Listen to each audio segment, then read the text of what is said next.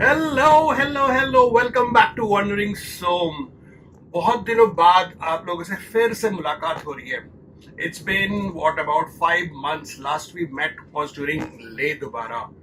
हाँ, काफी टाइम हो गया है। अब क्या करें, कंटेंट खत्म हो गया था एंड मैं जस्ट ऐसे भरने के लिए कुछ मैं नहीं डालने वाला हूँ। बट आज वो दिन आ गया है, वो टाइम आ गया है कि फिर से एक ब्लॉग बनाया जाए, because I am on my way for something very very interesting and important. And वो क्या है? Well, as you know, Jazba has done a little over 40,000 kilometers, and the kind of rides that I have been doing, Jazba has done phenomenally well. But maybe it's time to upgrade. Yes, you heard it right. तो पिछले दिनों market में बहुत सारे नए नए bikes आए हैं। ट्रायम्फ का आया है, हार्ले का आया है, ESD के आ गए हैं, फिर आपका KTM का नया एडवेंचर आया है। अब तो एज ऑफ यस्टरडे हिमालयन के प्राइसेस भी लॉन्च हो गए हैं, Himalayan 450 with the Sherpa engine. तो मतलब सडनली एडवेंचर टूरर वाला जो सेगमेंट है, मतलब धमाके से पूरा एक्सप्लोड हुआ है। एंड क्यों ना हो, we all Indians, we love to travel, and post COVID era जो है, लोग यहाँ वहाँ हर जगह ट्रैवल कर रहे हैं। And I have also been traveling, and thanks for watching all the videos that I've been posting, and the comments and the likes and the subscriptions that has happened. Thank you so very much. I really appreciate your support. But अभी जो है, like I was saying, maybe it is time to move to the next level. You know how I have been doing with Jazba and how Jazba has been doing with me. Well, it has been a phenomenal bike. Interceptor अपने आप में बहुत ही तोड़फोड़ वाला bike है. It is a beautiful bike, and Jazba with its modification and all. उसने तो भाई साहब उमलिंगला के साथ डेट भी मार के आ गई हो, तो मतलब we have had the coffee date. By the way, did you watch that video? अगर आपने नहीं देखा है, ये रहा सॉरी, इस तरफ लिंक है. You must watch the video. मुझे पर्सनली ये वाला वीडियो बहुत पसंद है, 2 वजह से. Because of the fact that I was able to fulfil the dream, fulfil the promise that I had कि उमलिंगला जाएंगे. And thanks to Jaso and Shalabh की साथ में थे, और उनके वो थे इसलिए वो पॉसिबल हो पाया, अकेले शायद ना हो पाता. एंड ऑल्सो द फैक्ट कि मुझे ना वो वाला वीडियो बहुत अच्छा लगता है, the way it was made, the way it was shot. A huge amount of credit goes to Jasso for shooting so beautifully that particular video. So do watch. Coming back to the topic, तो आज जा रहा हूँ वसंत लोक, वसंत विहार. क्यों जा रहा हूँ? KTM शोरूम जा रहा हूँ to check out a bike KTM adventure. मैं तो सुबह सुबह निकल गया था, but then I got a call from my darling wife, मैं भी चलूंगी. And so it is. अब उसने बोल दिया था, उसका विश इज माय कमांड, उसको तो लेके जाना ही है. शायद आपको ये पता ना हो कि जब मैं पहली बार बाइक खरीदने गया था, जब जज्बा को खरीदने गया था, राइट, उस टाइम तो मैं ऐसी बाइक खरीदने चला गया था. डिडंट डू एनी रिसर्च, पता नहीं था क्या है क्या नहीं है. मैं तो शायद बुलेट खरीदने गया था, वहां जाके देखा एक ऑरेंज और क्रोम कलर की एक बाइक बाहर आई. मेरी बीवी ने भी बोला वाओ व्हाट अ बाइक. उसको टेस्ट राइड किया एंड जज्बा हैपेंड. So आज भी वैसा ही कुछ है. History is repeating itself again, and this time around फिर से मेरे साथ मेरी वाइफ है. जरा अपनी शक्ल तो दिखा दो, मास्क पर थोड़ा सा टिल्ट कर दो camera, let people also know. Say hello. तो coming back to what I was talking about, we need to explore, we need to check out all the options that are available. I am not going to check out each and every bike that is there in the market. I am primarily looking at maybe 3. One is KTM, दूसरा है आपका Triumph, और तीसरा है Himalayan 452. खैर Himalayan तो अभी आया नहीं है मार्केट में, आने वाला है टेस्ट ड्राइव वाला व्हीकल. तो जैसे वो आएगा I am going to do that, and then probably I will make up my mind कि अगर लेना है तो कौन सा लेना है. फॉर नाउ चलिए चलते हैं. I will see you at the showroom.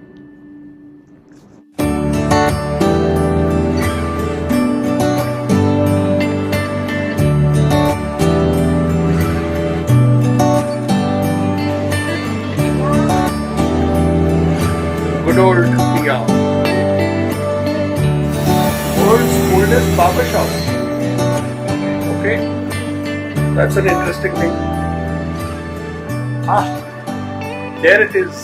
There it is. There it is. KTM South Delhi.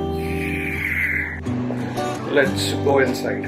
So guys, this is the bike that we are looking at. Shamita, you can come and have a look at the bike.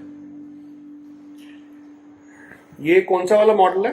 Sir ये standard है, Duke 390 standard. ये standard वाला है। अच्छा, standard और आपका जो SW है स्पोक वाला, दोनों में स्पोक और बस यही दो हैं और कलर वर्थ अच्छा। ओके, सो आप जो मुझे टेस्ट ड्राइव दोगे वो स्पोक भी होगा सर। ओके, जिसका 855 इसका हाइट रहेगा, राइट? ओके,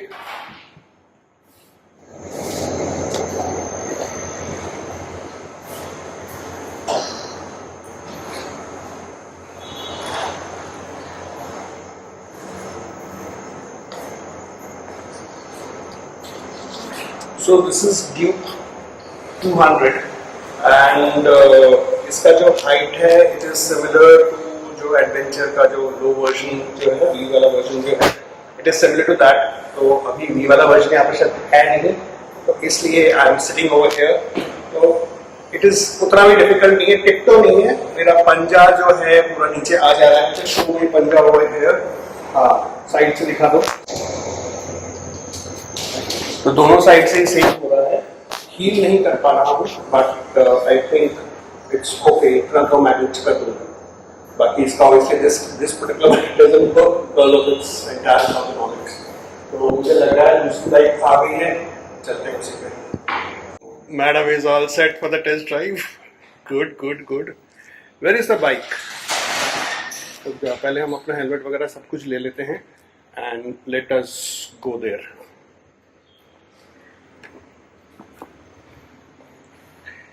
चलो, okay, the bike is right over there.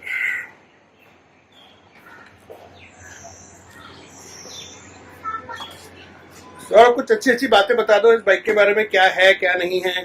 Sir अभी हमने ना इसमें प्रॉपर ऑफरोडिंग के लिए भी हमारी राइड पे गई थी, तो हमने ऑफरोडिंग के लिए इसमें फुटपैक्स पूरा लग गया है। इसमें पैड नहीं है इसके, नॉर्मली पैड के साथ आएगा। हाँ, पैड के साथ आता है। ओके, हमने ऑफरोडिंग के लिए बना रखी थी। That's okay. उसके लिए था 6 गियर ट्रांसमिशन है, first round 5 up normal. Okay, ठीक है। अभी जो आपकी राइड स्ट्रीट अभी रोड मोड है वो स्ट्रीट में है। हाँ। अगर आपको कहीं से चेंज करना है, ठीक है, आप मोड में जाके यहाँ से चेंज कर सकते हैं। ठीक है ना, तो अभी मेरे को नहीं करना है। अभी नहीं करना है, अभी एबीएस डुअल मोड पे चल रहा है। ऑफ रोडिंग के लिए आप पीछे ऑफ कर सकते हैं, वो भी सेटिंग में जाके। ठीक है, मोटरसाइकिल में गए आप, एबीएस के मोड्स पे आ गए। ठीक है, quick shifter on traction on है। हाँ। ठीक है, और क्विक शिफ्टर भी ऑन है। ओके, ठीक है। अब जब कुछ तो मेरे को क्लच दबाने की जरूरत नहीं पड़ेगी। हाँ, लेकिन आपका पावर जो रहेगा वो आरपीएम रहना चाहिए 3500 प्लस अप शिफ्ट के लिए और 3000 डाउन के लिए।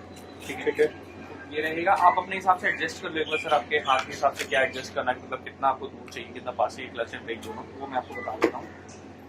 बाकी अभी बाइक आप एटलीस्ट 1-1.5 किलोमीटर समझना, पहले आप कितनी भी चला रहे हो, बाइक की पावर एटलीस्ट समझना, उसके बाद नहीं मेरे को भगाना तो है ही नहीं। मतलब वो चीज है मेरे लिए एक और चीज, बहुत चीज जो जो मेरे को ये दिस इज ओके, मेरे लिए एक चीज जो समझना बहुत ज्यादा जरूरी है, अनलाइक इंटरसेप्टर, जब हम टर्न करते हैं सब कुछ टर्न होता है। हाँ जी, इसमें वो टर्न नहीं होता है, मतलब ये वाला कंसोल टर्न नहीं होता है।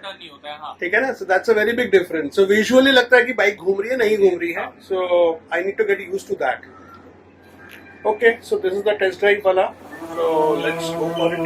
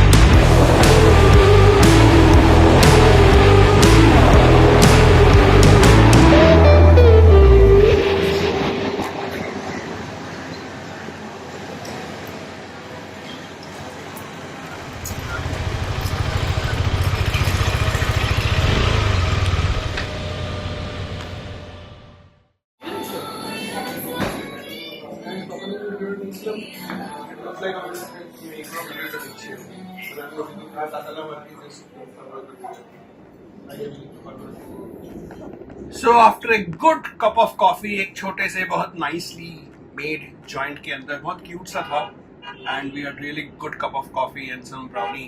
It's time to head back home. And as we are driving back home, I think it's also time that I tell you how was my experience. क्योंकि आज जो है ना मैंने ज़्यादा वो GoPro का तामझाम लगाया नहीं था, तो इसलिए राइड करते हुए I could not record and I didn't want to record also. तो जैसा आपने सुनाई दिखाई कि before I got onto the bike, एक चीज़ जो मुझे एडजस्ट करना था was unlike Interceptor, जहाँ पर जब आप हैंडल टर्न करते हो तो सामने का जो पूरा कंसोल है, मीटर वीटर सारा कुछ टर्न करते हो, you actually see things turning. But in Himalayan में भी ऐसा है, इसमें भी KTM में भी ऐसा है कि you turn the handle, you don't get to see anything turning. तो वो एक विजुअल चीज़ है which I think it is just about getting adjusted to it. तो मुझे 2-3 मिनट लगे जस्ट उसको एडजस्ट करने के लिए. So that was one. तो ऐसा कुछ था नहीं, but still I thought I will tell you on that. तो पहला चीज जो मैंने नोटिस करा वाज द साउंड.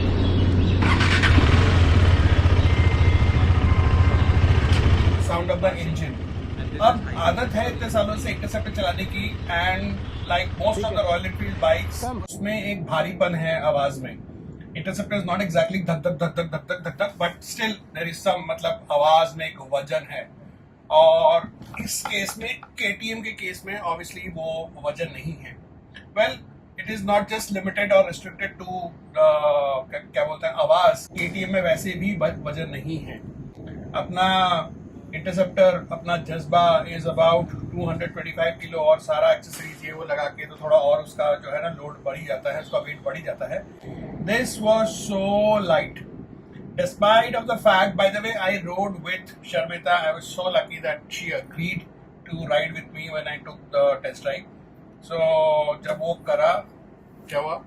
जीते रहो. Thank you very much. So there was weight and all those things. So well, it did add to the stability, but negotiating through the traffic, because जब मैंने इसको राइड किया था, unfortunately बहुत सारा traffic jam वगैरह मिला एयरपोर्ट के रास्ते में. एंड एज सच कोई प्रॉब्लम उसमें मुझे बिल्कुल भी नहीं हुआ. पैर जहाँ लगना चाहिए था, अगर पूरा हील भी नहीं कर पा रहा था, एटलीस्ट कंफर्टेबल था.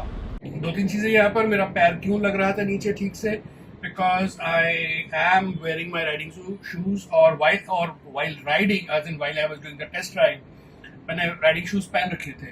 तो राइडिंग शूज वैसे ही थोड़े से मोटे होते हैं, तो वो वाला एडवांटेज मिला.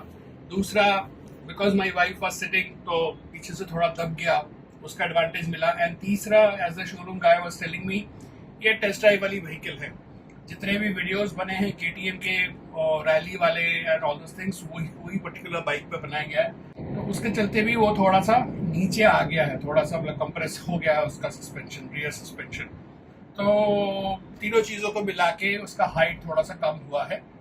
तो मोटा मोटा ये है कि अगर मैं नया बाइक लेता हूँ, the height would be slightly more than what it was. मगर मुझे लगता है राइडिंग शूज वगैरह के साथ it is manageable.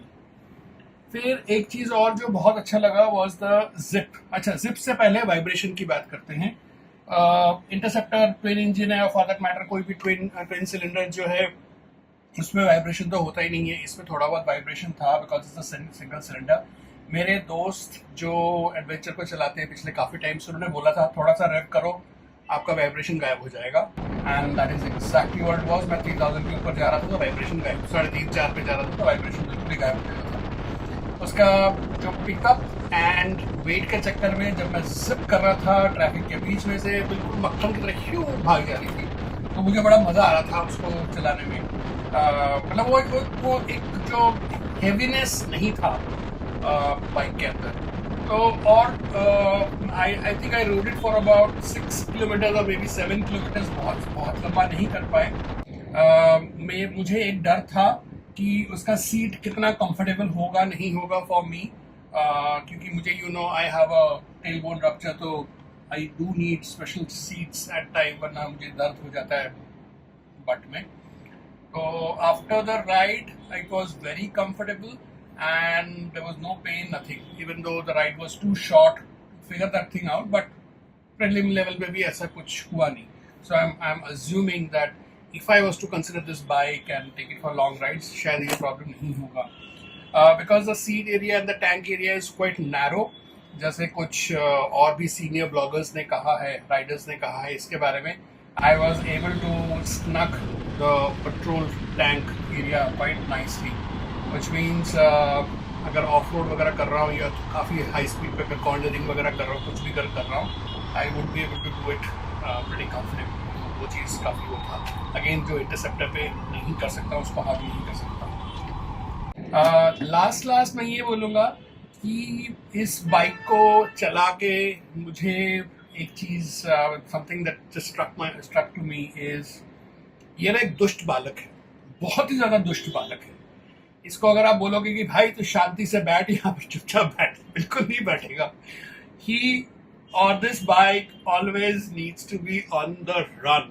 It needs action. Okay, इसको जस्ट एक्शन चाहिए. इसको एक्शन दो, ये मतलब it will be very happy. So that's how I look at this particular bike, KTM Adventure 390. By the way, I rode the rally version, or whether I will consider the rally or not, I don't know. In fact, abhi mujhe I have to do a bit more research. I have to check out a couple of more bikes before I zero it onto this particular bike. But I have to choose between standard versus V. V जो है थोड़ा सा नीचे है, और एक और दोनों में जो फर्क है besides few इधर उधर के फर्क, एक फर्क, प्राइमरी फर्क जो स्टैंडर्ड और V में है वो है rear suspension. The standard has I think 8 coils, उसमें शायद 6 कॉइल्स हैं. I don't think there is any other difference between the two. तो बाइक के खोज के लिए ये पहला पड़ाव था, पहला चैप्टर था. अभी कम से कम एक चैप्टर तो और है, 2 भी हो सकते हैं बट कम से कम एक है. And the next one is going to be Himalayan 452. I have to check with the dealership आया है कि नहीं. आज ही मैं किसी somebody has posted कि वो आ गया है showrooms में. I can go for a test drive. I have to check that. Once I have done that, I will be in a bit better position to take an educated call on which bike to go for. So आज के लिए इतना ही. आपको ये video कैसा लगा? Any questions, any suggestions? Is there something else that I should know now that I'm looking for? I'm trying to upgrade the kind of bike that I'm riding. So if you have anything, please do share in the comment section down below. और अगर आप मेरे channel पे पहली बार हैं और आपने अभी तक सब्सक्राइब नहीं किया है, do click onto the subscribe button and also click onto the like button. आप अगर लोगों के साथ शेयर भी करेंगे तो और ज़्यादा अच्छा लगेगा. तो फिर आज के लिए इतना ही. फिर मिलेंगे एक और वीडियो के साथ, which is probably going to be on Himalayan 452, जब वो मिलेगा टेस्ट ड्राइव करने को. चलिए, till we meet again, you be safe, you ride safe, bye.